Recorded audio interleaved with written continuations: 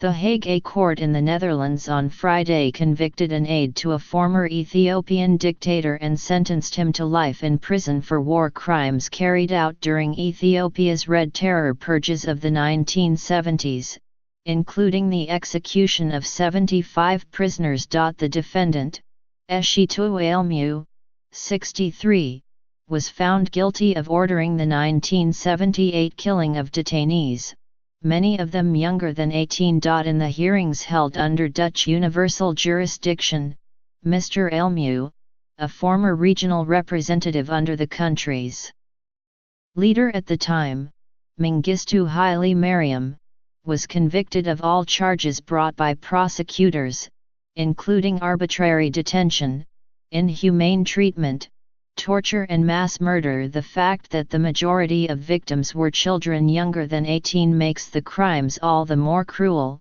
said the presiding judge, Mariette Renkens. Mr. Elmu arrived in the Netherlands as an asylum seeker in 1990 and had been in custody since 2015. He pleaded not guilty to the charges but was not present when the verdict was read out. Negus Gabehu, a prisoner in a camp under Mr. Elmu's control, gave an emotional speech in court after the verdict. As other victims cheered, "Justice has been done for Ethiopia," he said. "I was imprisoned as a young man and I survived. This is also the day for us to forgive."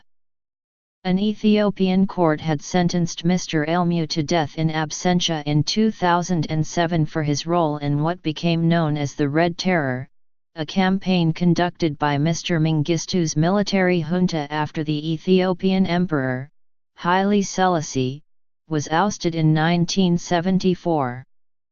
Mr. Mengistu was found guilty in absentia of genocide in the same trial in 2007, where he and top members of his military government were accused of killing thousands during his 17-year rule.